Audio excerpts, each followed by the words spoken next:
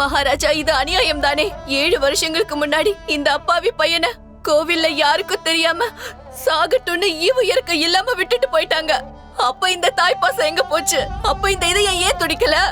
இல்ல மகாராஜா, இல்ல, நான் என் பையனை கொடுக்க மாட்டேன். இவன் எங்க பையன் மகாராஜா, இவனை யாருக்கும் நான் விட்டு கொடுக்க மாட்டேன். மகாராஜா, என் தப்ப நான் ஒத்துக்கிறேன். உண்மையிலே நான் பெரிய குற்றத்தை பண்ணிருக்கேன். சூழ்நிலை எப்படிப்பட்டதா இருந்தாலும் நான் என்னோட பையனை தியாகம் பண்ணிருக்க கூடாது. ஆனா இப்போ நான் பண்ண தப்புக்கு பிராயச்சித்தத்தை தேடி வந்திருக்கேன். மகாராஜா, என்ன பொறுத்த வரைக்கும் என் மனைவி அந்த பையனை தத்தெடுக்கிறத நான் மனசார ஏத்துக்கிறேன் மகாராஜா. என் முன்னோர்களோட சொத்துக்கு வாரிசு யாரும் கிடையாது மகாராஜா. நான் அந்த பையனுக்கு ஒரு நல்ல எதிர்காலத்தை அமைச்சு கொடுக்க ஆசைப்படுறேன். பண்டிதனை ராமகிருஷ்ணா, மகாராஜா, இது உண்மையிலேயே பெரிய பிரச்சனை தான். இந்த வழக்குக்கு உன்னுடைய கருத்து என்ன? மகாராஜா, மிகவும் ஏழ்மையான நிலைமையில இருந்தும் கூட இந்த பார்கவியும் சசிகாந்தும் இந்த சிறுவனை ரொம்ப கஷ்டப்பட்டு வளர்த்திருக்காங்க. இவங்களுடைய இந்த பாசத்தை எதாலையும் ஈடுகட்ட முடியாது.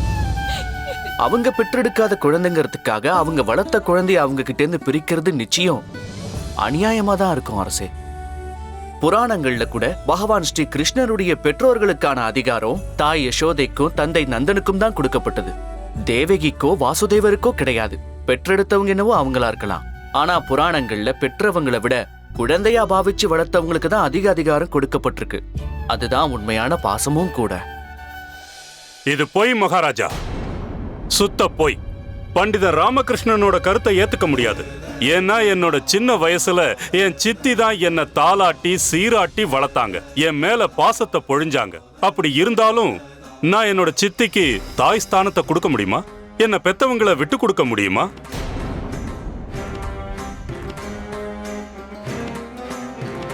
கல்லூரி தினகர் அவர்களே, இந்த விஷயத்துல உங்க கருத்தையும் சொல்லுங்க. மகாராஜா, பண்டிதர் ராமகிருஷ்ணா சொன்னது உண்மைதான். பெற்றெடுத்த தாய் தந்தையோட பாசத்தை விட வளர்த்த தாய் தந்தையோட பாசம்தான் உயர்ந்தது.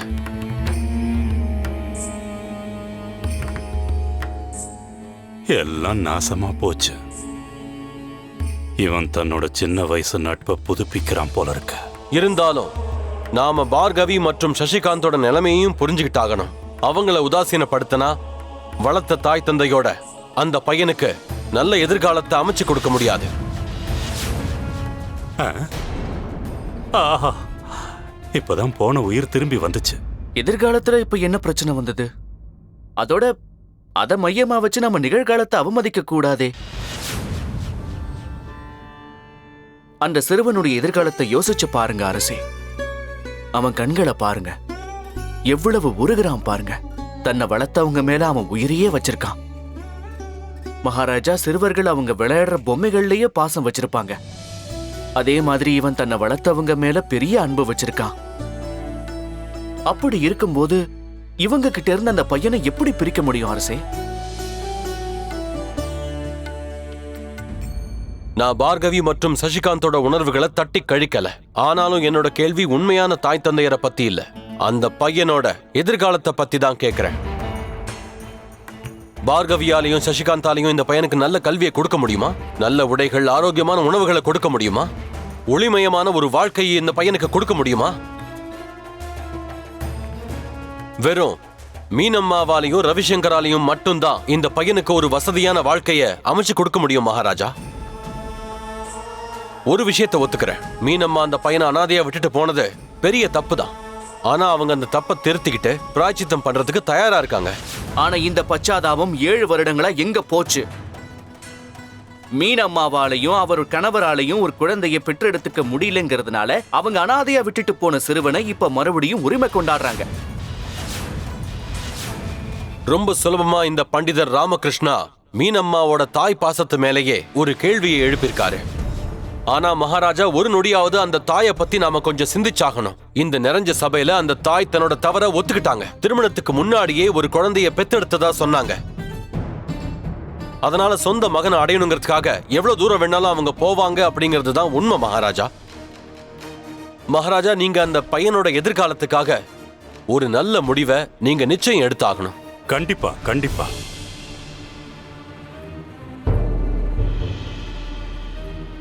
குறுக்கிடுறதுக்கு மன்னிக்கணும் அரசே. நாம எல்லாரும் நம்மளுடைய கருத்துக்களையும் முடிவுகளையும் பத்தி தான் பேசிக்கிட்டு இருக்கோம்.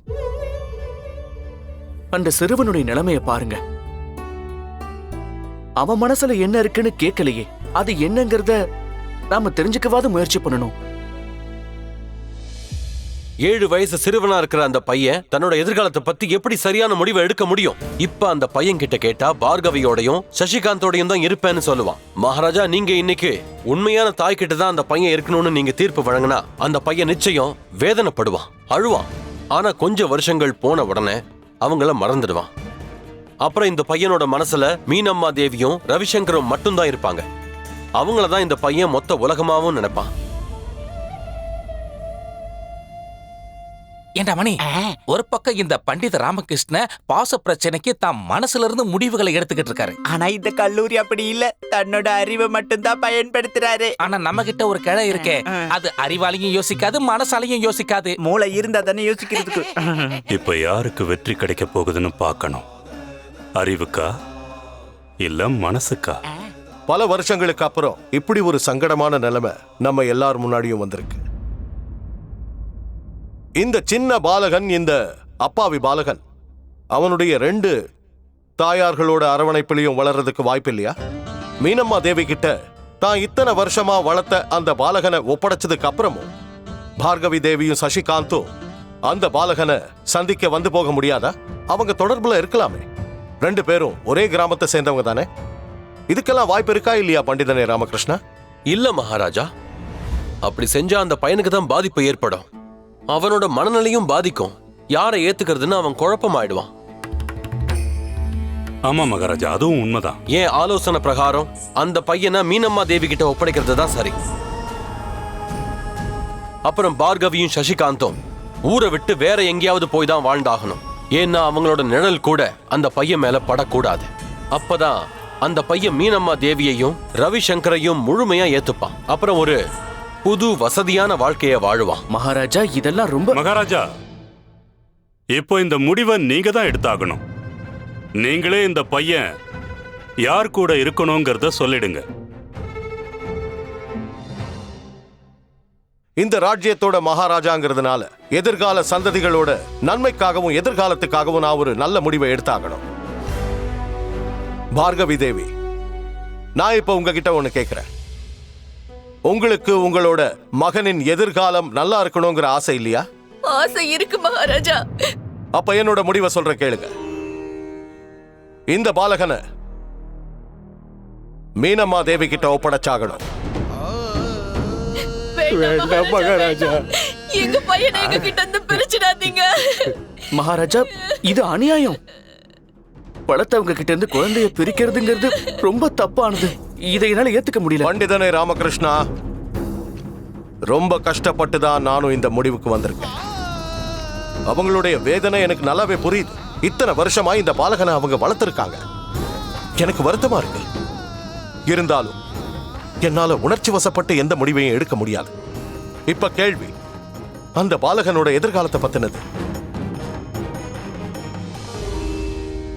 குருஜி, இதுதான் நல்ல சந்தர்ப்பம். வெந்த பொண்ணுல நீங்க வேலை பாய்ச்சிடுங்க. இதுதான் உங்களுக்கு பழக்கப்பட்ட விஷயமாச்சே. பண்டித ராமகிருஷ்ணா, மகாராஜா ஸ்ரீ கிருஷ்ணதேவராயர் நியாயம் வழங்குறதுல சிறந்து விளங்குறாரு. இந்த விஷயம் உனக்கு நல்லா தெரிஞ்சும் கூட மகாராஜாவை நீ ரொம்ப அவமானப்படுத்துற. மகாராஜா, நான் உங்களை அவமானப்படுத்தணும்னு நினைக்கல. பண்டிதனே ராமகிருஷ்ணா, உன்னுடைய வேலை வெறும் ஆலோசனை வழங்குறது மட்டும்தான். முடிவெடுக்க வேண்டியது என்னோட பொறுப்பு. இந்த நாட்டுக்கு நான் தான் மகாராஜா, நீ இல்ல. மகாமந்திரியாரே, மகாராஜா, என்னுடைய உத்தரவை இப்பவே இந்த நொடியே அமல்படுத்துங்க. இந்த பாலகனை உடனடியா மீனம்மா தேவி கிட்ட ஒப்படைங்க. பார்கவி தேவியும் சசிகாந்தும் வேற ஒரு ஊர்ல வசிக்கிறதுக்கு ஏற்பாடு பண்ணுங்க. அதுக்கு உண்டான செலவையும் அரசாங்கமே ஏத்துக்கும். சரி, உத்தரவு மகாராஜா. வீரர்களே,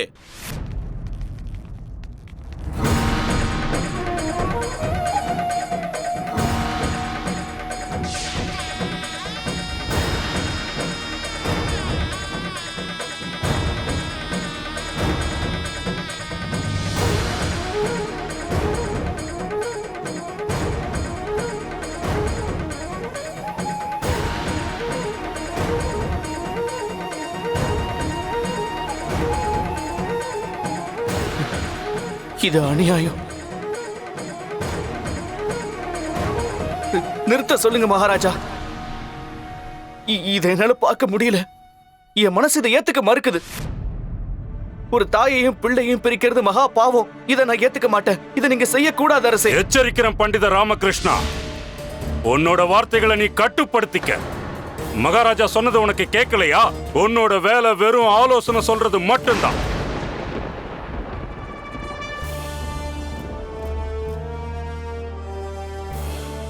நீங்க சொல்றது உண்மைதான் குருவே. நான் இந்த அரசவையுடைய சிறப்பு ஆலோசகனா இருந்தேன். ஆனா இப்போ இல்ல. ஏன்னா நியாயம் இல்லாத இடத்துல இந்த பண்டிதன் ராமகிருஷ்ணன் இருக்க மாட்டான். அதனால பண்டிதன் ராமகிருஷ்ணன் அழைக்கப்படுற நான் விஜயநகர ராஜ்யத்துடைய அரசவையின் சிறப்பு ஆலோசகன்கிற பதவிய தியாகம் செய்றேன்.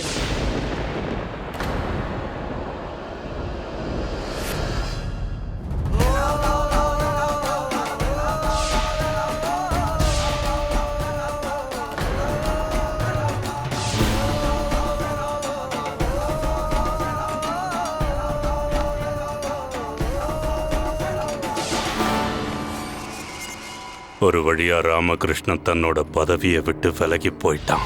பண்டிதனே ராமகிருஷ்ணா,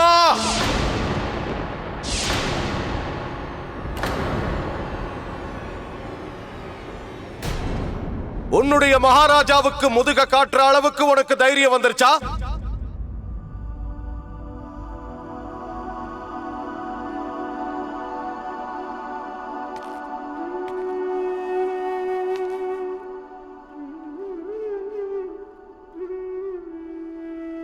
தப்புதான் மகாராஜா.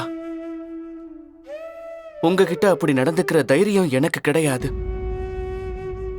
என்ன மன்னிக்கணும்.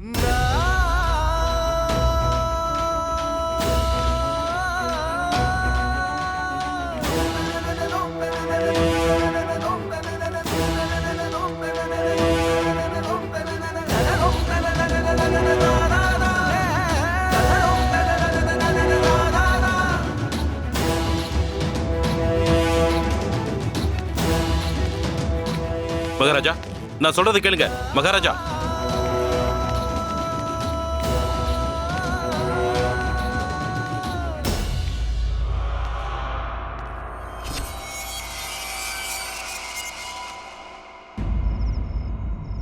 குருஜி குருஜி, இந்த அளவுக்கு நீங்க உற்சாகமா இருந்து இதுக்கு முன்னாடி நாங்க பார்த்ததே இல்ல. ஏன்னா நம்ம குருஜிக்கு இந்த மாதிரி ஒரு நல்ல சந்தர்ப்பம் கிடைக்கவே இல்லையே.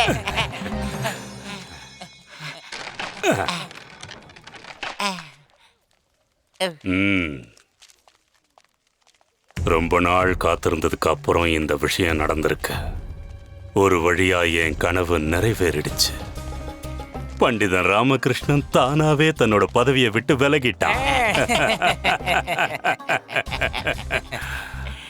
இந்த மாதிரி ஒரு சந்தோஷமான தருணத்தை கொண்டாடுறதுக்காக இன்னும் ஒரு வேலை மீதி இருக்கு இல்லையா? ஆமா குருஜி.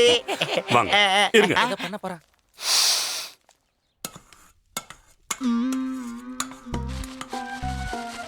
அம்மா, இன்னைக்கு நீங்க எனக்காக அல்வா தானே கிண்டிக்கிட்டு இருக்கீங்க. இந்த வாசனையே ஆளை இப்படி தூக்குதேம்மா. கொஞ்சம் கொடுங்க, லுசி பார்க்கலேனே. அம்மா சொல்றாங்க இது அவங்களோட மகன் ராமகிருஷ்ணனுக்கா. அவன் வேலையை முடிச்சிட்டு வந்ததுக்கு அப்புறம் முதல்ல அவன் தான் சாப்பிடணுமா, அதுக்கப்புறம் தான் நாம சாப்பிடணுமா.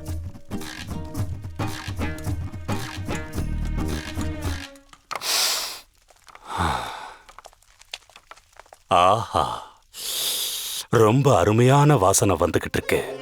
இந்த வாசனையை வச்சு பார்க்கும்போது இந்த வீட்டில் அல்வா பண்ற மாதிரி தோணுது. பண்டித ராமகிருஷ்ண அரசவையில தாம் பதவியை விட்டுட்டு வந்திருக்கான். அது இவங்களுக்கு தெரியவே இல்லை. அதான் குருஜி, நீங்க வந்துட்டீங்களே. அடுத்தவங்க சந்தோஷமா இருந்தா அதை கெடுத்து மண்ணள்ளி போடுறதுல உங்களை விட கை தேர்ந்தவங்க யாரு இருக்க முடியும்? குருஜி, உங்க கைவனத்தை காட்டுங்க. குருஜி, உங்களோட சுயரூபத்தை காட்டி அவங்க மகிழ்ச்சியா இல்லாத அளவுக்கு பண்ணிடுங்க. அம்மா எடுத்துக்கோங்க. தட்டு தட்டு எடுத்து அல்வா மேல மூடி வைங்க. கிழவன் வந்திருக்கான். வாங்க வாங்க போலாம். வணக்கம்மா. ஆஹா அம்மா, எந்த சந்தோஷத்தை கொண்டாடுறதுக்காக இவ்வளவு சுவையான மனமான இனிப்ப பண்ணிக்கிட்டு இருக்கீங்க? எல்லாம் என்னோட பிரியமான மக ராமகிருஷ்ணனுக்கு தான்.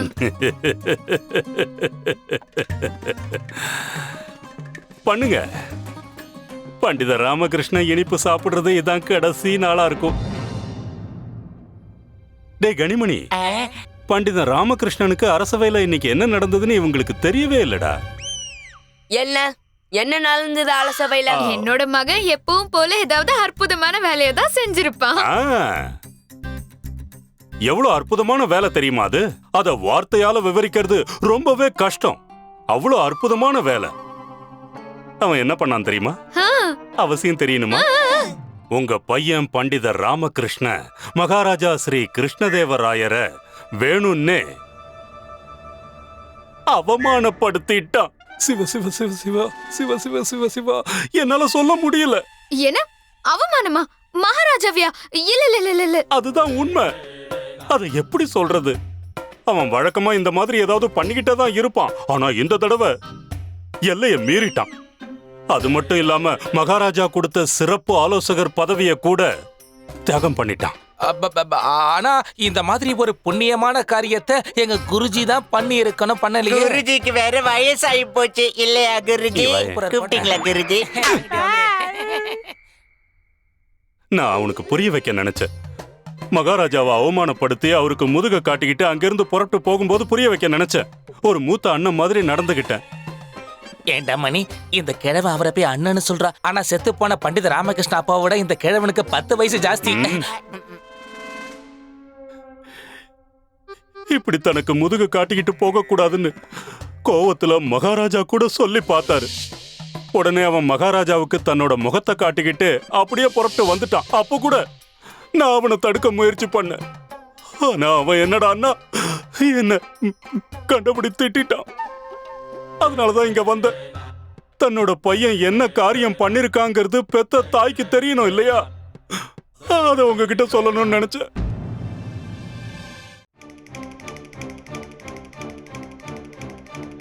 என்ன நீங்க அப்படி பாக்குறீங்க? கண்டிப்பா இது இந்த கிழவனோட சதி வேலையா தான் இருக்கணுமா? அம்மா வேண்டாம் வேண்டாம் வேண்டாம். எங்க குருஜி பண்டிதர் ராமகிருஷ்ண பதவியை விட்டு போனதை நினைச்சு ரொம்பவே சந்தோஷப்பட்டாரு தெரியுமா? அவரோட சந்தோஷத்தை ரெட்டிப்பாக்கிக்கிறதுக்காகத்தான் அவரே இங்க வந்தாரு. சரியா சொன்னடா. இவர் என் கணவருக்கு எதிரான ஒரு சதி வேலையை பண்ணிருக்காரு. எடுத்துக்கோங்க. எடுத்துக்கணுமா? இப்ப நீ என்னமா சொல்ற? நான் அம்மா கிட்ட சொல்றேன். அம்மா நீங்க தடி எடுத்துக்கோங்க. ஐயோ அம்மா, அம்மா அவசரப்படாதீங்க. அரசவையில என்ன நடந்ததோ அதை சொல்றதுக்காகத்தான் நான் இங்க வந்தேன். நீங்க அனாவசியமா கோவப்படாதீங்க. ஐயோ டேய் காப்பாத்துக்கடா. ஐயோ அம்மா விட்டுருங்க. மாட்டிக்கிட்டேன்னு நினைக்கிறேன். ஓடி வந்திருக்காண்டி.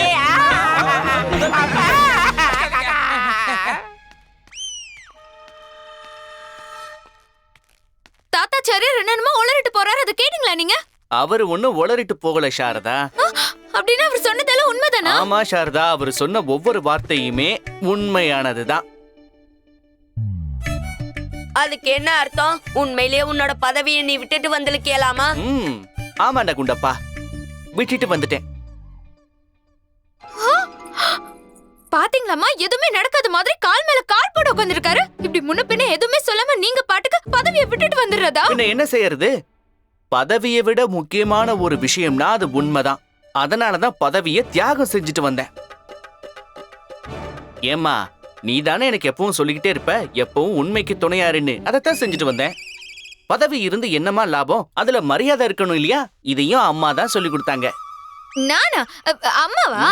இல்ல, காளி அம்மா. என்ன? ஆமா, காளி மாதா என்ன சொன்னாங்கன்னா, நீ எந்த இடத்துக்கு போனாலும் உன்னுடைய உதவி எல்லா மக்களுக்கும் சரியா கிடைக்கிற மாதிரி தான் நடந்துக்கணும். நாங்க ஒருவேளை மகாராஜாவுக்கு என்னுடைய உதவி திரும்ப தேவைப்படும்னு தோணுச்சுன்னா கண்டிப்பா அவர் அரசவைக்கே கூப்பிட்டுக்குவாரு. ஆனா அது வரைக்கும் நாங்க என்ன பண்றது? வீட்டு செலவெல்லாம் எப்படி பாத்துக்கிறது? நீங்களே சொல்லுங்க. அத பத்திலாம் இப்ப கவலையப்படாத சாரதா. முதல் வேலையா இப்போ நீ எனக்கு சுவையான சாப்பாடு செஞ்சு கொண்டு வா. ஆஹா, இப்ப வேற அல்வாவோட வாசனை ஆளையே தூக்குதே. அம்மா, அதுல இருந்து கொஞ்சம் தனியா எடுத்து வை. தனியா எடுத்து வைக்கணுமா? யாருக்காக? நம்ம வீட்டுக்கு ஒரு விருந்தாளி வர போறாங்க. விருந்தாளியா? இப்ப இந்த விருந்தாளி வராங்க? என்ன அவசரம், வந்ததும் பார்க்க தானே போறீங்க. ஆனா ஒரு விஷயம் ஞாபகம் இருக்கட்டும், வரப்போற விருந்தாளி கிட்ட நீங்க யாரும் தப்பா நடந்துக்க கூடாது. அம்மா, முதல்ல நீதான் பேச்சு போடுவேன்.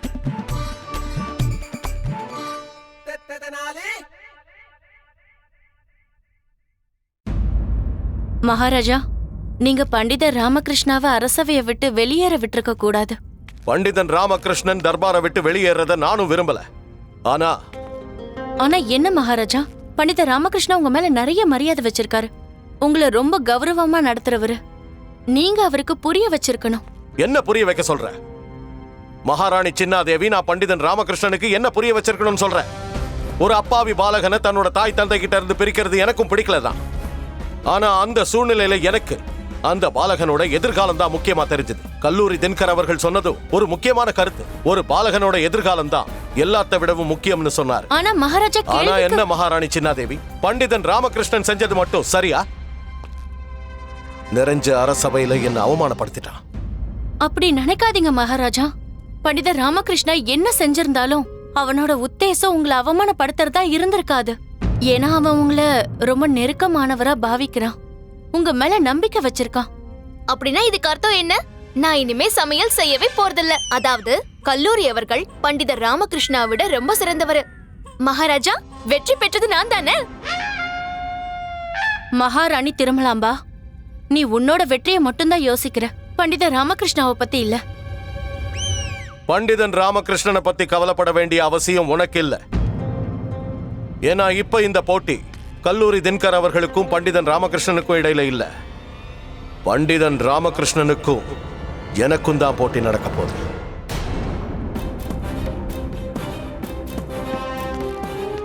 மகாராஜா, கடவுளே, என் மனசுக்கு எதுவும் சரின்னு படல. விபரீதம் எதுவும் நடக்க கூடாது. நான் விடிய காலையிலேயே காளி மாதாவை தரிசனம் பண்ண போகணும். அம்மா, போஜனத்துல இருந்து வர வாசனை ஆளை தூக்குதே. இன்னும் நீங்க வீட்டுக்கு வரப்போ ஒரு விருந்தாளி யாருங்கிறத சொல்லவே இல்லையே.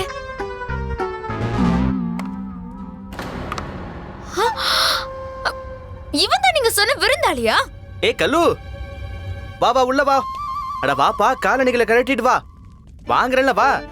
ரொம்ப சரியான நேரத்துக்கு தான் வந்திருக்க. பாத்தியா, போஜனம் தயாரா இருக்கு. எப்படி இருக்க நண்பா?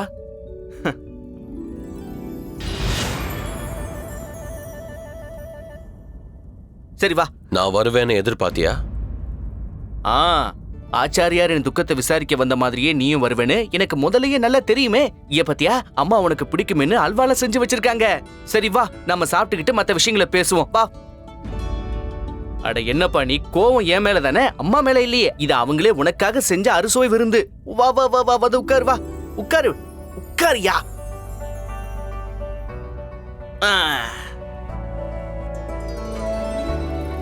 சரி சாப்பிடுவோமா? ஆச்சரியமா இருக்கே, நடந்ததுக்கு நீ கொஞ்சம் கூட வருத்தப்படவே இல்லையே. உன் மனசு என்ன கல்லா? நீ சொல்றது புரியலையே கல்லு. என்னோட ஒரே லட்சியம் என்னன்னு தெரியுமா? நிறைஞ்ச சபையில நீ அவமானப்படணும். ஆனா அத பத்தி நீ கொஞ்சம் கூட யோசிக்காம உன்னோட தோல்வியை ஏத்துக்கிட்ட. அரசவையில நான் அவமானப்படுறத நீ பார்க்கணும்னு ஆசைப்பட்டியா? ஆனா ஏன்? நான் உன்னோட விரோதி கிடையாதே. உனக்கு ஏன் இவ்வளவு குரோதம்? சரி அதெல்லாம் விடு, நம்ம முதல்ல சாப்பிடுவோம், மத்த விஷயங்களை பொறுமையா பேசுவோம். நீ நினைக்கிற மாதிரி நான் உன் நண்பன் கிடையாது, உன்னோட ஜென்ம விரோதி.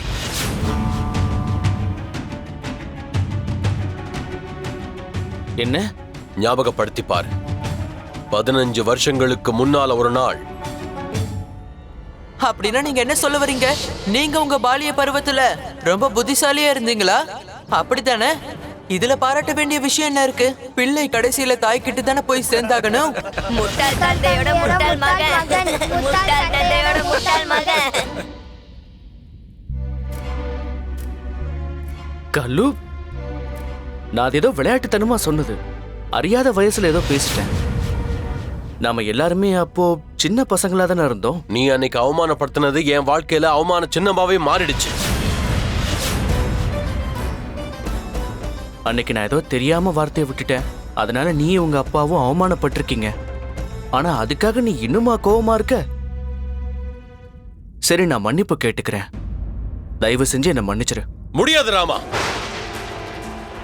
நீ செஞ்ச அந்த தவறு என் சின்ன வயசு வாழ்க்கையே நாசமாக்கிடுச்சு.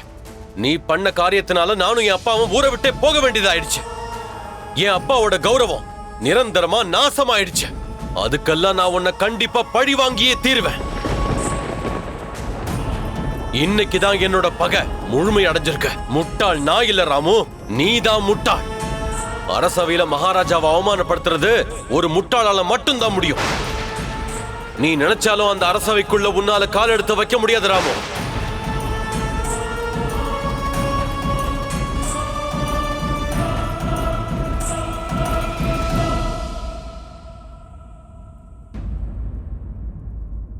என்கிட்ட இப்படி எல்லாம் பேசுன உங்க அப்பா தான் சொன்னாரா?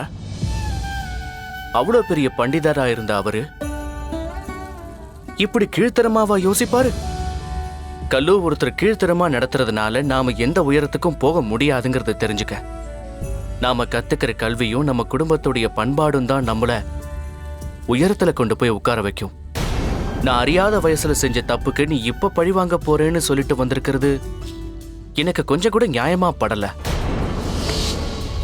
உன் சுயநலத்துக்காக என்ன பழி வாங்குறேன்னு சொல்லி அந்த சின்ன பையனை அவன் தாய்கிட்ட இருந்து பிரிச்சு அனுப்பிட்டியே, இது நியாயமா இருக்கா? போதும், உன்னோட அறிவுரையை கேட்க வேண்டிய அவசியம் எனக்கு இல்ல. என்ன பொறுத்த வரைக்கும் நான் பண்ணது சரிதான். முதல்ல நான் என்னோட ஊரை விட்டு போனேன். இப்ப உன்னோட முறை. எல்லாத்தையும் மூட்டை கட்டிட்டு இங்க இருந்து கிளம்பு.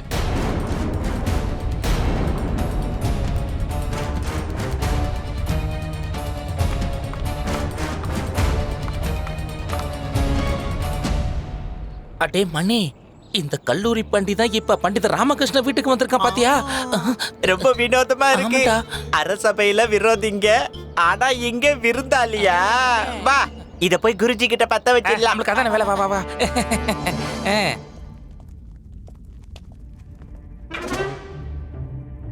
என்னாச்சுமா? என்னமோ எதுவுமே நடக்காத மாதிரி நீ பாட்டுக்கு ஊஞ்சல் உட்காந்து ஆடிட்டு இருக்க. என்னமோ பச்சை புள்ள மாதிரி. அந்த கல்லூரி உன்னை அரசவையில இருந்து வெளியே துரத்திட்டான். ஆனா நீ அவனை வீட்டுக்கு விருந்தாளியா அழைச்சு நல்ல விருந்து கொடுத்துட்டு இருக்க. அவனை நான் சும்மாவே விட போறது இல்ல. பெரியவன் ஆயிட்டானா என்ன? அவனை நான் ஓட ஓட அடிக்கிறேனா இல்லையான்னு பாருங்க. நல்ல பாடம் சொல்லி தர போறேன். இல்ல சாரதா, சொல்ல போனா இந்த விஷயத்துல அவனோட தப்பு எதுவும் இல்ல. தப்பு என்னோடதுதான். என்ன இருந்தாலும் வாய் தவறி பேசி இருக்க கூடாது. ஆனா லாமா, நீ அப்ப என்ன மாதிரி ஒரு சின்ன பையன் தானே. விளையாட்டுல இதெல்லாம் சகஜம்தானே. சின்ன பையனா இருந்தா என்ன குண்டப்பா, விளையாட்டா சொன்னாலும் கூட அந்த வார்த்தையிலையும் உண்மை இருக்கும்ல. அப்படி ஒரு வார்த்தை தான் அன்னைக்கு கல்லுவையும் அவங்க அப்பாவையும் வேதனைப்படுத்தி இருக்கு. சரி விடுங்க, இதுல இருந்து நானும் ஒரு பாடம் கத்துக்கிட்டு இருக்கேன்ல. யாரையாவது திருத்தணும்னு சொன்னா அவங்கள அவமானப்படுத்தி தான் புரிய வைக்கணும்னு எந்த அவசியமும் கிடையாதுங்கிறத நான் தெரிஞ்சுக்கிட்டேன். இல்லைன்னா விளைவுகள் விபரீதமா தான் இருக்கும். கல்லூரி வாழ்க்கையிலையும் இதான் நடந்திருக்கு. அம்மா, உடல்ல ஏற்படுற காயம் என்னைக்கு இருந்தாலும் ஆறி போயிடும். ஆனா வார்த்தைகளால ஏற்படுற மனவலி எத்தனை வருஷம் ஆனாலும் அப்படியே தான் இருக்கும்.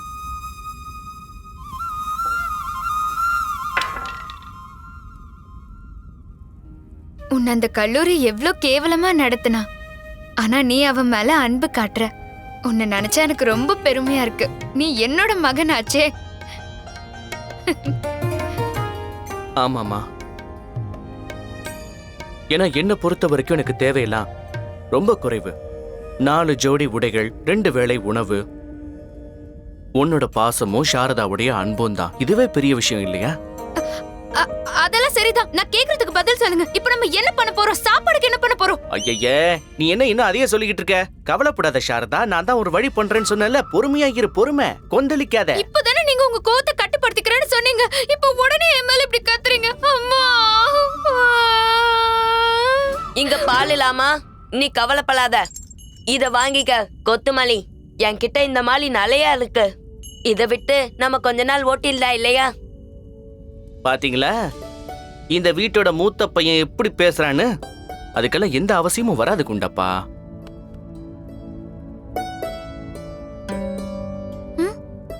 என்ன என்ன அப்படி பாக்குறீங்க? இனிமே இந்த ஆரம் மேல உங்க கண்ணு படவே கூடாது. சாரதா, நான் அத பத்தி எதுவுமே சொல்லலையே. எனக்கு உங்க மேல நம்பிக்கை இல்ல. இனிமே இந்த ஆரத்தை நான் தூங்கும் போது போட்டுட்டே தான் தூங்குவேன். போங்க. ஒண்ணு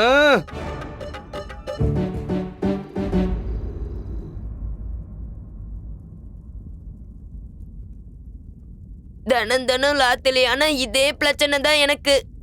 அம்மா எழுந்துலுங்க. அம்மா இதுக்கு மேல என்னால முடியல. அம்மா முடியல, எழுந்துலுங்க.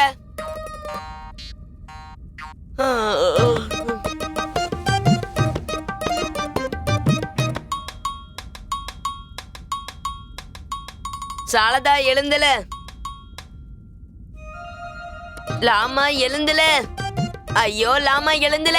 லாமா முடியல. என்னடா லாமா இனி வந்துடும் போல. அப்ப போயிட்டு வாங்க. லாமா என் கூட வந்தனா ரொம்ப நல்லா இருக்கும். வெளியில ஏதா புதங்கிலோ என்ன தூக்கில போயிடுச்சுன்னா லாமா தீக்கலவா. தொந்தரவு பண்ணாம போயேன்டா போ.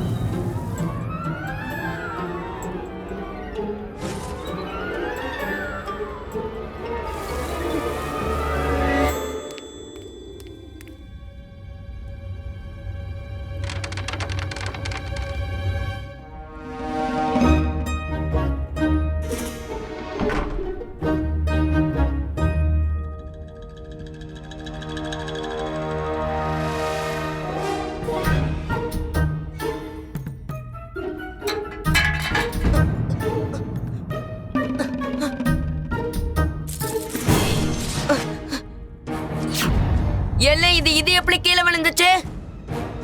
லாமா, ஏ லாமா எழுந்துல. சீக்கிரம் லாமா. லாமா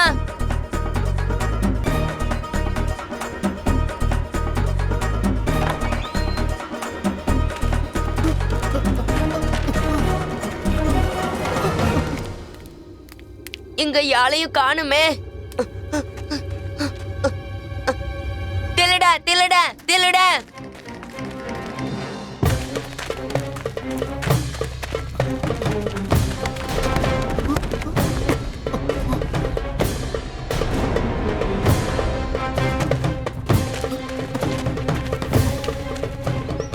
தில்லுதான் தில்லுதான்.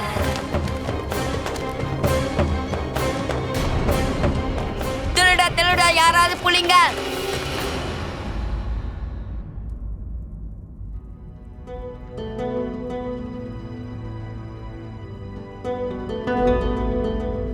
பண்டித ராமகிருஷ்ண இந்த அரசவையில இல்லாம இருக்கிறது எவ்வளவு சந்தோஷமா இருக்குல்ல? குருதேவா, நீங்க ஏதாவது சொன்னீங்க? கேட்டுருச்சா மகாராஜா? ஆமா, நீங்க ஏதோ சொன்னீங்களே. இல்ல மகாராஜா, நான் எதுவும் சொல்லல. பெருசா என்ன சொல்லிட போறேன். ராமநாமத்தை ஜபிச்சுக்கிட்டு இருந்தேன். ராமா ராமா. மகாராஜா, அடி பெரிய அடி, ரொம்ப அடிச்சாங்க. உங்களுக்கு என்ன ஆச்சு குருதேவா? இல்ல மகாராஜா, அது வந்து என்ன ஆச்சுன்னா, நான் நேத்து ஒரு வயசான மூதாட்டிக்கு உதவி செய்ய போனேன். அப்போ அந்த நேரம் பார்த்து சின்ன அடி பட்டுருச்சு. என்ன பத்தி நீங்க கவலைப்படாதீங்க மகாராஜா, எனக்கு ஒண்ணு இல்ல. இன்னைக்கு அரசவை நிர்வாகங்களை ஆரம்பிக்கலாம். மகாராஜா, அரசவையோட நிர்வாகங்களை ஆரம்பிக்கிறதுக்கு முன்னாடி சிறப்பு ஆலோசகர் பதவிக்கு நீங்க யாரையாவது நியமிக்கணும். என்ன சொல்றீங்க குருதேவா? உங்களுக்கே தெரியும் மகாராஜா, பண்டித ராமகிருஷ்ண பதவியை தியாகம் பண்ணிட்டு போயிட்டான். அதனால நம்ம எல்லாரும் விஜயநகர சாம்ராஜ்யத்தோட முக்கியமான சிறப்பு ஆலோசகர் பதவிய காக்க வைக்க கூடாது. விஜயநகர சாம்ராஜ்யத்துல இந்த பதவிக்கு தகுதியான ஒருத்தர் கூட இல்லைன்னு நினைக்கிறீங்களா? மகாராஜா, என்னோட ஆலோசனை என்னன்னா, நீங்க இந்த பதவியில கல்லூரி தின்கர் அவர்களை அமர வைங்க. எனக்கு நல்லா தெரியும் மகாராஜா, உங்களுக்கு இந்த முடிவு எடுக்கிறது ரொம்ப கஷ்டமா தான் இருக்கும். இருந்தாலும் நான் என்ன சொல்ல வரேன்னா,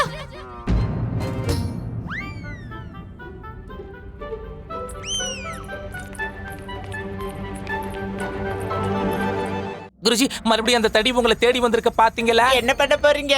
அம்மா, இந்த அம்மாவும் சாரதா தேவியும் எங்க எதுக்காக வந்திருக்காங்க? உங்களுக்கு இங்க என்ன வேலை?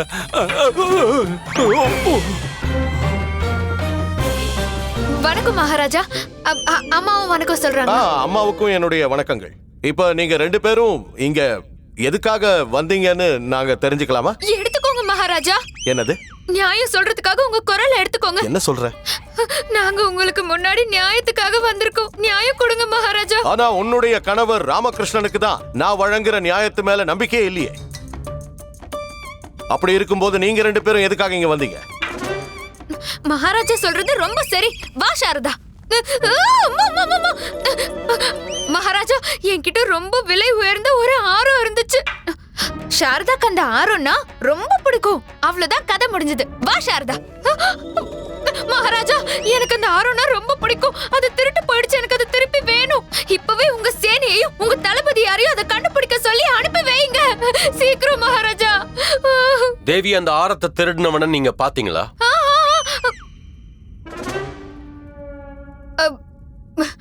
ஆனா ராமா அதை யாருன்னு சொல்லக்கூடாதுன்னு சொல்லியிருக்காரு. பண்டிதன் ராமகிருஷ்ணன் சொல்லக்கூடாதுன்னு சொல்றானா? அப்படின்னா பண்டிதன் ராமகிருஷ்ணனும் இங்க வந்திருக்கானா? எங்க இருக்கான் அவன்? பண்டிதனே ராமகிருஷ்ணா!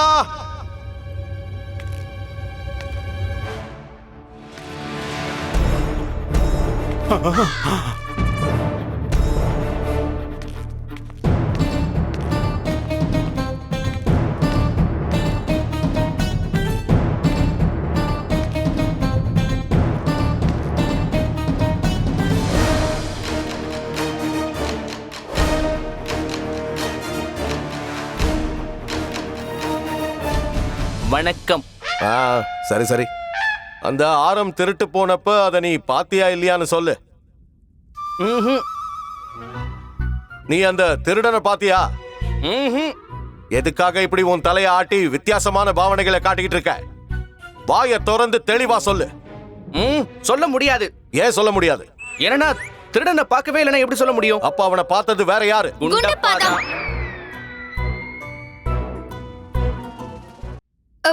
குண்டப்பா தான் அந்த திருடனை பார்த்தானா? குண்டப்பாவா?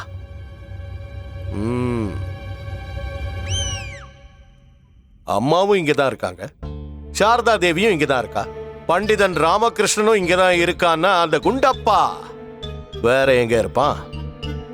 குண்டப்பா!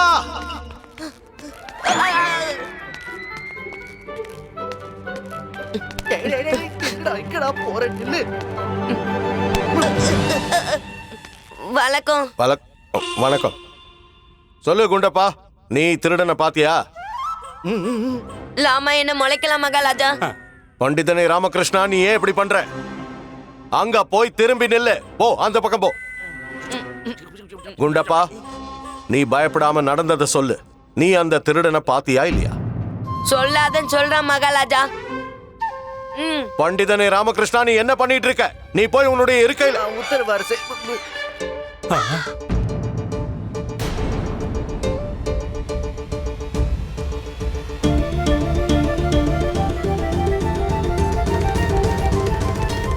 நான் இப்ப என்ன கேள்வி கேட்டேன்?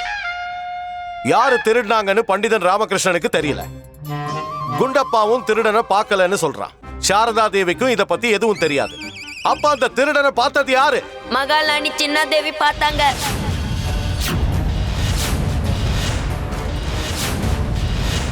மகாராணியை இந்த விஷயத்துல இழுக்க நினைக்கிறான் இந்த துஷ்ட பாலகன். உனக்கு எவ்வளவு தைரியம்? மன்னிக்கணும் மகாராஜா, ஆனா நீங்க மகாராணிய கூப்பிட்டு ஒரே ஒரு தடவை விசாரிச்சீங்கன்னா எல்லாமே சரியா போயிடும். மகாமந்திரியாரே,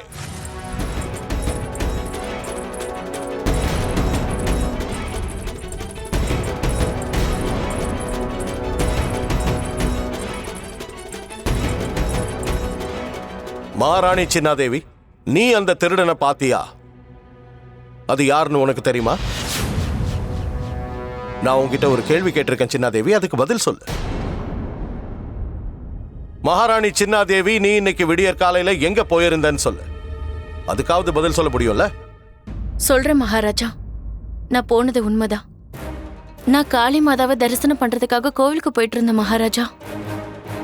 என் மனசுக்கு ஏதோ ஒண்ணு சரியா படவே இல்லை.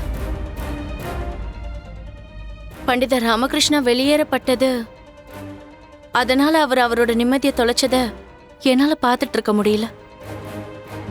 அதனாலதான் நான் அம்மன் கோவிலுக்கு பிரார்த்தனை பண்றதுக்காக போயிட்டு இருந்தேன். உங்களுக்கும் பண்டித ராமகிருஷ்ணாவுக்கும் இடையில இருக்கிற புனிதமான நட்பு உறவு மீண்டும் ஒன்னு சேரணும்னு நினைச்சேன்.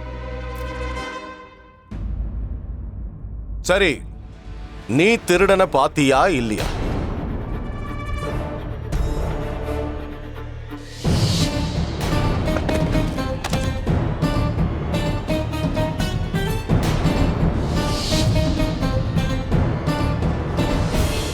இல்ல மகாராஜா, நான் யாரையுமே பார்க்கல.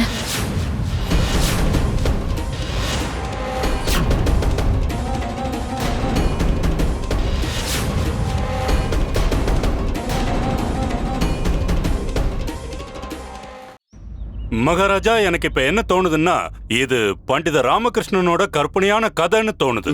நேத்து உங்களை அவமானப்படுத்திட்டு இந்த அரசவையை விட்டு போயிட்டான். அவனோட இருக்க காலியா இருக்கு. அப்புறம் அவனோட வீட்டு பெண்கள் மகாராணிய அவமானப்படுத்துற நோக்கத்தோட இங்க கிளம்பி வந்திருக்காங்க. மகாராஜா, பண்டித ராமகிருஷ்ணா புதிய சதி திட்டம் தீட்டுறதுக்காக முயற்சி பண்ணிக்கிட்டு இருக்காரு. இழந்த பதவியை மீண்டும் மீட்கிறதுக்காக அவர் முயற்சி பண்றாரு. ஆமா, இந்த மாதிரியான ஆட்கள் எவ்வளவு மோசமா வேணாலும் நடந்துக்குவாங்க. இல்ல மகாராஜா, குண்டப்பா ஒன்னும் பொய் சொல்லல. பாவம், இவனுக்கு பொய் சொல்ல கூட தெரியாது. இப்ப நீங்க என்ன சொல்ல வரீங்க சாரதா தேவி? மகாராணி சின்னாதேவி பொய் சொல்றாங்கன்னு சொல்ல வரீங்களா? இல்ல மகாராஜா, எங்களை மன்னிச்சிருங்க. எங்க வீட்டுல திருட்டு போனதுனாலதான் நாங்க உங்ககிட்ட நியாயம் கேட்டு வந்திருக்கோம். நியாயமா? மகாராணி மேல பொய்யான குற்றச்சாட்டை சுமத்திட்டு நியாயம் வேற கேக்குறீங்களா? என் மேல ஆணையா உங்க 3 பேர்கிட்டயும் சொல்றேன், வாயை திறந்து எதுவும் பேசக்கூடாது, அமைதியா இருங்க. மகாராஜா, எங்களை மன்னிக்கணும், எதுவுமே திருடு போகல. நான் தான் நகைப்பெட்டியிலிருந்து அதை எடுத்து மெருகேத்துறதுக்காக ஒரு ஆசாரி கிட்ட கொடுத்தேன். அந்த ஆரம் காணாம போச்சுன்னு தெரிஞ்சதும் இவ திருடு போயிடுச்சுன்னு தப்பா புரிஞ்சுக்கிட்டா. உங்க நேரத்தையும் அரசபையுடைய பொன்னான நேரத்தையும் வீணாக்கிறதுக்கு தயவு செஞ்சு மன்னிக்கணும். தப்பு பண்ணிட்டோம் அரசே. இங்க என்ன நடக்குதுன்னு எனக்கு புரியவே இல்ல. என்ன இதெல்லாம்? மகாராஜா கிட்ட திருட்டு போயிடுச்சுன்னு சொல்றீங்க, அப்புறம் திருட்டு போகலன்னு சொல்றீங்க. இது இந்த அரசவைக்கு அவமானம். கடவுளுக்கு சமமான மகாராஜாவையும் மகாராணியையும் அவமானப்படுத்துறீங்க. மகாராஜா, நீங்க என்ன மன்னிக்கணும். இதுல உங்க தப்பும் இருக்கு. நீங்க பண்டிதன் ராமகிருஷ்ணனுக்கும் அவங்க குடும்பத்தாருக்கும் ரொம்ப சுதந்திரம் கொடுத்துட்டீங்க. இப்போ இந்த ராமகிருஷ்ணனை அவன் செஞ்ச செயலுக்காக தண்டிச்சே ஆகணும்.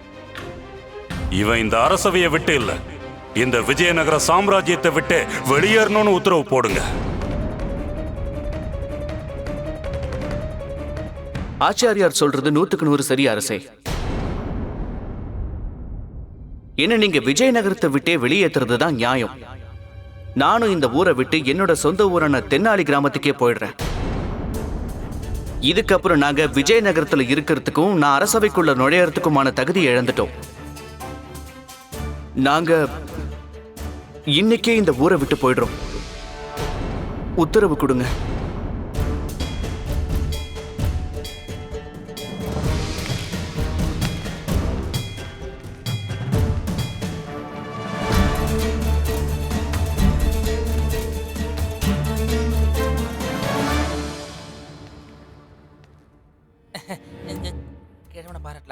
குருஜி, கடைசியில உங்க பிரம்மாஸ்திரத்தை சரியான நேரம் பார்த்து வீசிட்டீங்க. உங்க அறிவை கண்டிப்பா பாராட்டி ஆகணும். உன்னால உன் பதவியை அடைய முடியல ராமு. உன் சொந்த ஊருக்கே உன்னை போக வச்சிட்டேன் பாத்தியா? இப்போ இந்த பதவி எனக்கு சொந்தமாக போகுது. அதை யாராலையும் தடுக்க முடியாது.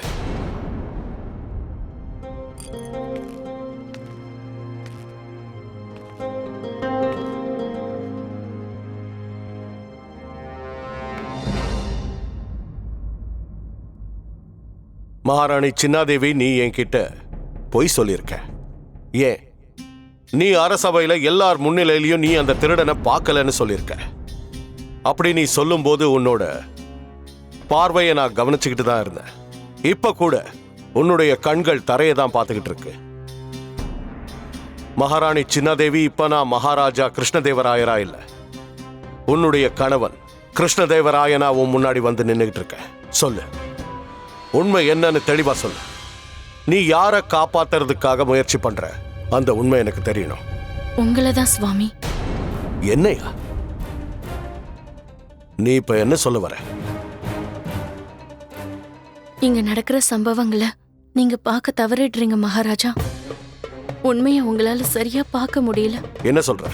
ஒரு வகையில சந்தோஷமா இருக்கு. நீங்க என் கணவன்ற முறையில என் கண்கள்ல இருக்கிற வருத்தத்தை புரிஞ்சுக்கிட்டீங்க. ஆனா ஒரு மகாராஜாவா இருந்துகிட்டு உங்க ராஜ்யத்துல நடக்கிற பொறுத்துக்க முடியாத அநியாயங்களை உங்களால சரியா பார்வையிட முடியல.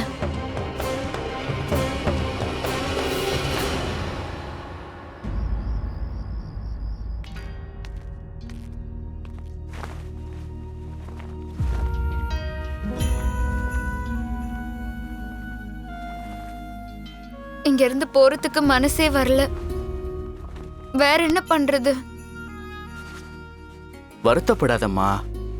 நாம வளர்ந்ததெல்லாம் தென்னாலி கிராமத்துல தானே. கொஞ்ச நாள்லயே பழகி போயிடும்.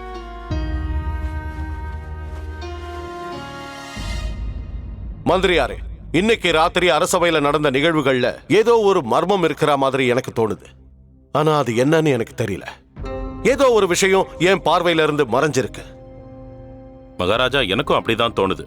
ஆனா அது என்னன்னு எனக்கு புரிய மாட்டேங்குது.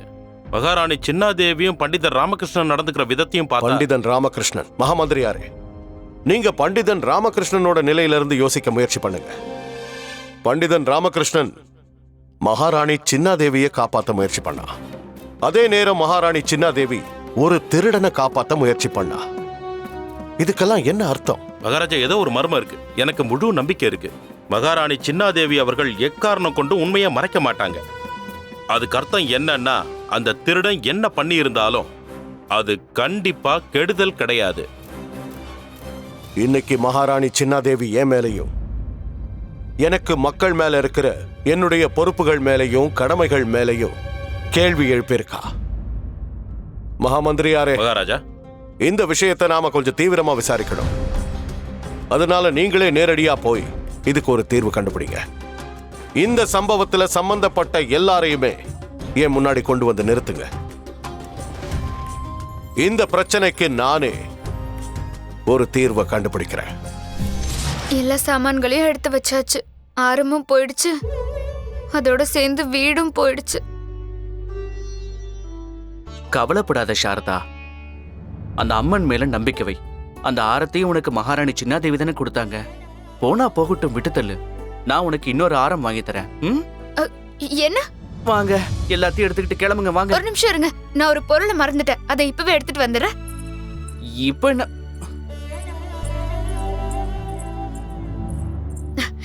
இததான் மறந்துட்டேன், ரொம்ப முக்கியமானது. இன்னொரு நிமிஷம், இன்னொரு பொருளை எடுத்துட்டு வர மறந்துட்டேன். ஒரே ஒரு நிமிஷம். ஒவ்வொன்னா எடுத்துட்டு வரதுக்குள்ள விடிஞ்சே போயிடும் போல இருக்கே. பண்டிதர் ராமகிருஷ்ணன் விஜயநகரத்தை விட்டு சொந்த ஊர் கிளம்புறதுக்கு முன்னாடி நான் இந்த விஷயத்தை மகாராஜா முன்னாடி எப்படியாவது தெளிவுபடுத்தி ஆகணும். நீ அந்த பக்கம் போய் பாரு, நீ இந்த பக்கம் போ. இங்க திருட்டு நகைகளை யார் வாங்குறா? மன்னிக்கணும், எனக்கு அதை பத்தி எதுவும் தெரியாதுங்க. இங்க திருட்டு நகைகளை யார் வாங்குறா? மன்னிக்கணும், எனக்கு எதுவும் தெரியாது. வணக்கம் மந்திரியாரே. திருடிட்டு வர்ற பொருட்களை வாங்கறதுக்கு யாராவது இங்க அக்கம் பக்கத்துல இருக்காங்களா? மன்னிக்கணும், எனக்கு அதை பத்தி எதுவும் தெரியாது மந்திரியாரே.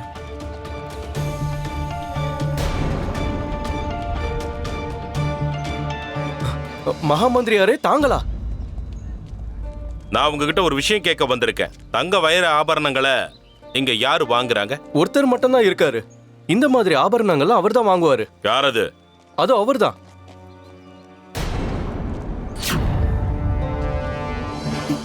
மகாமந்திரியாரே, நீங்களா? மகாராஜா, இவரு சித்தம் ஷெட்டி, விஜயநகரத்துல இருக்கிற நகை கடைக்காரரு. நம்மளோட ஒற்றர்கள் கிட்ட இருந்து எனக்கு ஒரு விஷயம் தெரிஞ்சது. இவர் சந்தேகத்திற்குரிய ஒரு ஆள்கிட்ட இருந்து தங்க ஆரத்தை வாங்கியிருக்காரு. என்ன மன்னிக்கணும் மகாராஜா, நான் தப்பு பண்ணிட்டேன். பேராசப்பட்டு நான் இதுல மாட்டிக்கிட்டேன். அது திருடிக்கிட்டு வந்ததுன்னு எனக்கு தெரியாம போச்சு மகாராஜா. அந்த ஹாரத்தை உங்ககிட்ட கொண்டு வந்து கொடுத்தது யாருன்னு ஞாபகம் இருக்கா? அவன் யாருன்னு உங்களுக்கு தெரியுமா? தெரியும் மகாராஜா. அவரு அனுமார் கோயில்ல இருக்கிற புரோகிதர். அவரு அநாத குழந்தைகளுக்காக ஆசிரமம் நடத்துறாரு. அவரு தான் எனக்கு அந்த ஆரத்தை கொண்டு வந்து கொடுத்தாரு. மகாராஜா, நான் எதையுமே திருடல. அந்த ஆரத்தை ஒரு நல்ல எண்ணம் கொண்ட மனுஷன் தானம் பண்ற பாத்திரத்துல அவர் விட்டுட்டு போனதை என் கண்ணால பார்த்தேன் மகாராஜா. மகாராஜா, அநாத ஆசிரமத்தோட பொருளாதார சூழ்நிலை ரொம்ப மோசமா போயிட்டு இருக்கு. அந்த பசங்களுக்கு சாப்பாடு ஏற்பாடு பண்றது கூட ரொம்ப கஷ்டமா இருக்கு மகாராஜா. நான் அந்த ஆரத்தை வித்து கள்ளங்கபடம் இல்லாத அந்த பசங்களுக்கு சாப்பாடு போடலாம்னு நினைச்சேன். நீங்க அந்த திருடனை பாத்தீங்களா? அதாவது அந்த தான பாத்திரத்துல ஆரத்தை போட்டானே, அவனை நீங்க பாத்தீங்களா? பார்த்தேன் மகாராஜா.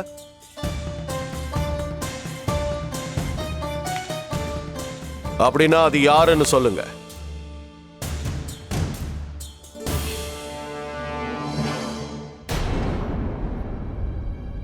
மகாமந்திரியாரே. மகாராஜா, அரசபைய கூட்டுங்க.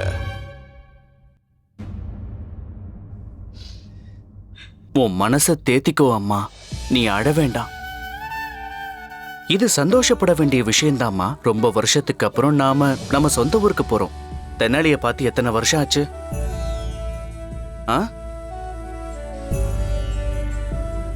சரி, எழுந்துருமா, போகலாம் வாங்க.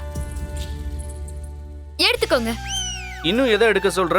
எல்லாத்தையும் எடுத்துக்கிட்டு கிளம்புங்க. நான் சாப்பாடோட சேர்த்து ஊறுகாயும் எடுத்து வச்சிருக்கேன். வழியில போகும்போது பசிச்சதுன்னா நல்லா சாப்பிடலாம்ல. சரி.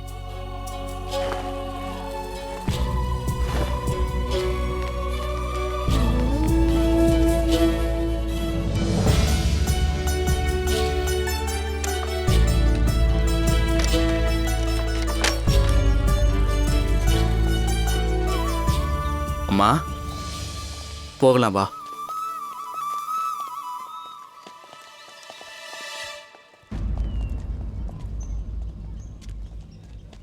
நில்லுங்க.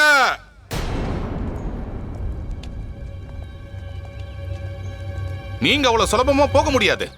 ஏன் போக முடியாது? உங்க எல்லாரையும் அரசபைக்கு கூட்டிட்டு வர சொல்லி மகாராஜா உத்தரவு போட்டிருக்காரு. பண்டிதர் ராமகிருஷ்ணா அந்த ஆரத்தையும் மறக்காம உங்களை எடுத்துட்டு வர சொல்லியிருக்காரு. அது திருடு போகலன்னு நீங்க தானே அரசபையில சொன்னீங்க. இப்ப அது உங்ககிட்ட தானே இருக்கு. உடனே என் கூட கிளம்புங்க. மறுபடியும் மாட்டினியாராமா? இப்ப அந்த ஆரத்தை எங்கிருந்து கொண்டு வர போற? பாவம் குருஜி, ரொம்ப சந்தோஷமா சௌதாமணியை பாக்குறதுக்காக கிளம்பிக்கிட்டு இருந்தாரு. ஆனா திடீர்னு இங்க வர வேண்டிய நிலைமை வந்துடுச்சு. இந்த கிழவனுக்கு நேரமே சரியில்லடா. அந்த ஆரத்தை கொண்டு போய் சௌதாமணி தேவிக்கு கொடுக்கணும்னு ஆசைப்பட்டாரு நம்ம குருஜி. குருஜி, பாவம் இந்த அரசவையிலேயே நீங்க வாடி வதங்கணும்னு உங்க தலையில எழுதி இருக்கு போல இருக்கு. என்ன பண்ண முடியும்? சௌதாமணி தேவியோட அன்பும் கிடைக்காம போச்சு. இந்த அரசவை முடிஞ்ச உடனே நான் இந்த ஆரத்தை சௌதாமணி தேவிக்கு கொடுக்க போகணும். குருஜி, மந்திரியாரே, மகாராஜா எதுக்காக அவசரமா அரசவையை கூட்டிருக்காருன்னு உங்களுக்கு தெரியுமா? பொறுத்துருங்க, எல்லாமே தெளிவாயிடும். முதல்ல பண்டிதர் ராமகிருஷ்ணன் இந்த அரசவைக்குள்ள வரட்டும். பண்டிதர் ராமகிருஷ்ணன் இங்க வரப்போறானா? என்ன விஷயமா இருக்கும்? குருஜி, நீங்க கவலைப்படாம இருங்க. பண்டிதர் ராமகிருஷ்ணன் எப்பவோ இந்த ஊரை காலி பண்ணிட்டு போயிட்டான். இன்னொரு அவன் தன்னோட குடும்பத்தோட தென்னாலி ஊருக்கே போய் சேர்ந்துட்டு இருப்பான். நிஜமாவா? சத்தியமா? உங்க மேல சத்தியமா?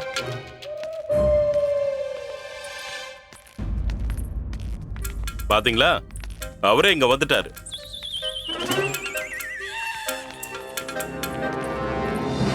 மகாராஜா ஸ்ரீ கிருஷ்ண தேவராயர் வருகை தருகிறார். மகாராஜா கிருஷ்ண தேவராயர் வாழ்க! மகாராஜா கிருஷ்ண தேவராயர் வாழ்க! மகாராஜா கிருஷ்ண தேவராயர் வாழ்க! மகாராஜா கிருஷ்ண தேவராயர் வாழ்க! மகாராஜா கிருஷ்ண தேவராயர் வாழ்க!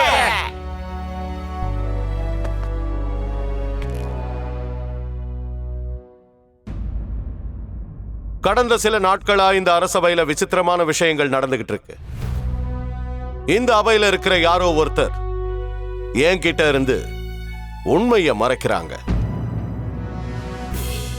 சில பேர் என்கிட்ட ரொம்ப நாளாவே பொய் சொல்ல முயற்சி பண்ணிட்டு இருக்காங்க. ஆனா அவங்க ஒரு விஷயத்தை மறந்துட்டாங்க. அவங்க முன்னாடி விஜயநகர ராஜ்யத்தோட சக்கரவர்த்தி கிருஷ்ணதேவராயன் இருக்கான். இன்னைக்கு இந்த அரசவையில திருடு போன அந்த ஹாரத்தை பத்தின மர்மம் வெளிச்சத்துக்கு கொண்டு வரப்படும். அந்த விஷயத்தை தான் தள்ளுபடி பண்ணியாச்சே மகாராஜா. அந்த ஆரம் திருடு போகலன்னு பண்டிதன் ராமகிருஷ்ணனே நேரடியா நம்ம எல்லார் முன்னாடியும் சொல்லிட்டானே மகாராஜா. சரி. ஆனா மகாராஜா, மந்திரியாரே. மகாராஜா, வீரர்களே, அவங்கள ஆஜர்படுத்துங்க.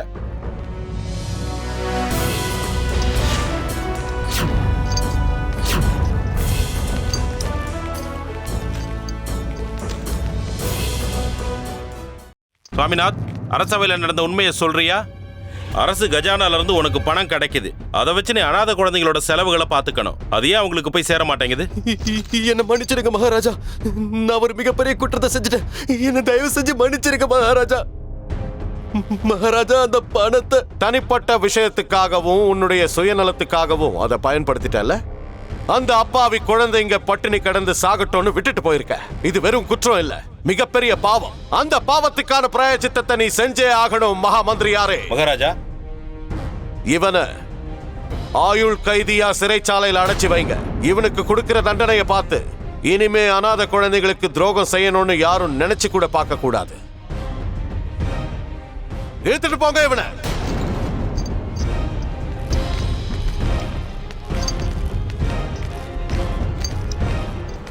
ஆனா மகாராஜா, கேள்விக்கு இன்னும் பதில் கிடைக்கல. இங்க நடக்கிற சம்பவங்களுக்கும் ராமகிருஷ்ணா வீட்டுல நடந்த திருட்டுக்கும் என்ன சம்பந்தம் இருக்கு? மகாராஜா, இப்போ சரி குருதேவா, என்ன விஷயம் சொல்லுங்க. ரொம்ப நன்றி மகாராஜா. நான் என்ன சொல்ல வந்தேன்னா, இதுக்கு முன்னாடியே பண்டித ராமகிருஷ்ணன் எந்த ஒரு திருட்டும் நடக்கலன்னு ஒத்துக்கிட்டான் இல்லையா? பண்டிதனே ராமகிருஷ்ணா, உன்னை பொறுத்த வரைக்கும் உங்க வீட்டுல திருட்டு நடக்கவே இல்லை. அப்படின்னா அந்த ஹாரம், அதாவது திருட்டு போன அந்த ஹாரம் இப்ப உன் கையில தானே இருக்கணும். இந்த மூட்டைகள்ல கூட இருக்கலாம் இல்லையா? நான் அதை பார்க்க ஆசைப்படுறேன் பண்டிதனே ராமகிருஷ்ணா. அந்த ஹாரத்தை என்கிட்ட காட்டு. மகாராஜா, அந்த ஆரம் இப்ப என்கிட்ட இல்ல, குண்டப்பா கிட்ட தான் இருக்கு. அதான்டா குண்டப்பா, அந்த ஆரத்தை நீ வீட்லயே மறந்து வச்சுட்டு வந்திருப்ப, போய் எடுத்துட்டு வா. வீட்ல இருக்குமா? அந்த ஆளு இப்ப வீட்ல எப்படி இருக்கும்? அதான் திருடு போயிடுச்சுல, திருட அதை எடுத்துட்டு போயிட்டான். திருட எடுத்துட்டு போயிட்டானா? அப்படின்னா பண்டிதனே ராமகிருஷ்ணா, நீ என்கிட்ட நிறைஞ்ச இந்த அரசவையில பொய் சொல்லி இருக்க. அந்த ஆரம் திருடு போகலன்னு சொல்ல. இல்ல திருடு போல, இல்ல திருடு போயிடுச்சு, இல்ல திருடு போயிடுச்சு மகாராஜா. இல்ல திருடு போகல. அது என்ன விஷயம்னா, என்ன பண்டித ராமகிருஷ்ணா அனாவசியமா இப்படி உளறிக்கிட்டு இருக்கிய? திருட்டு நடந்ததா இல்லையாங்கிறத தெளிவா சொல்லு. மகாராஜா, அது எப்படி சொல்லுவேன்? உண்மையிலேயே ரொம்ப சங்கடமான நிலைமைதான். ரொம்ப சந்தோஷமா இருக்கு ராமகிருஷ்ணா, ஒன்ன இந்த மாதிரி தடுமாற்றம் சங்கடம் நிறைஞ்ச நிலைமையில பார்க்க. பண்டிதனே ராமகிருஷ்ணா, உண்மையை வெளிப்படுத்த வேண்டிய நேரம் வந்துருச்சு. இப்ப சொல்லு, அந்த ஹாரம் திருடு போச்சா இல்லையா? ஆமா மகாராஜா, திருடு போயிடுச்சு. ஹாரம் திருடு போச்சு. மகாராணி சின்னாதேவி, நீ எனக்கு பதில் சொல்லு. நீ அந்த திருடனை பாத்தியா இல்லையா?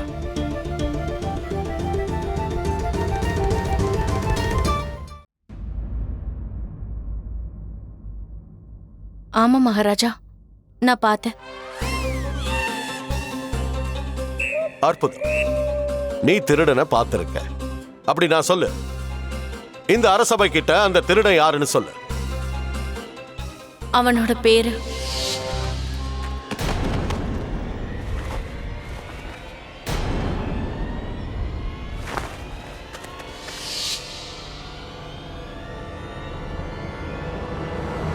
அது உண்மைதான் மகாராஜா. அவன் தான் அந்த ஆரத்தை கொண்டு வந்து அநாத ஆசிரமத்தோட தான பாத்திரத்துல போட்டான். அப்ப இவர் கூட அங்கேதான் இருந்தார் மகாராஜா. வீரர்களே, அவனை கூட்டிட்டு வாங்க.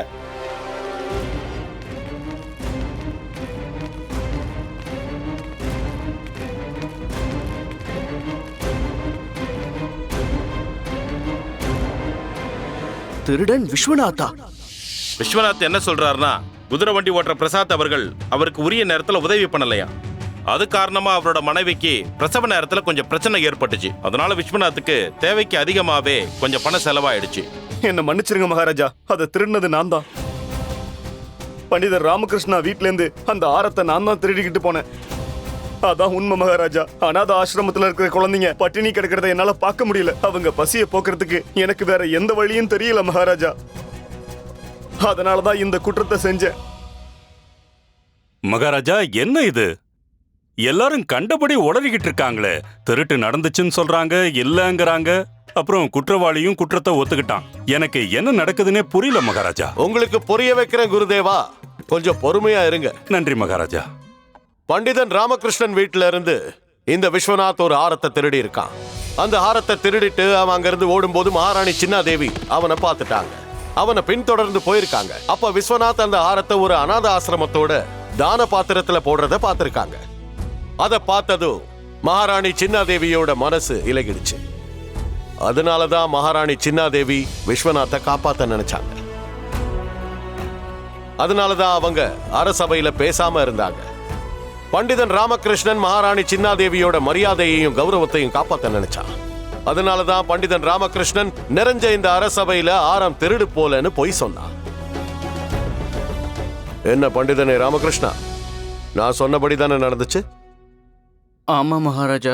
இருந்தாலும் இப்ப கேள்வி என்னன்னா, மகாராணி சின்னாதேவி, பண்டிதன் ராமகிருஷ்ணன், விஸ்வநாத் இவங்க 3 பேரும் செஞ்சது சரியா இல்ல தவறா? 3 பேருமே தப்பு பண்ணிருக்காங்க. இவங்க குற்றத்தையும் குற்றவாளியையும் மறைக்க முயற்சி பண்ணிருக்காங்க. குற்றத்திலேயே பெரிய குற்றம் என்னன்னா குற்றவாளியை மறைக்கிறது. அதனால 3 பேருமே தண்டனைக்குரியவங்க தான்.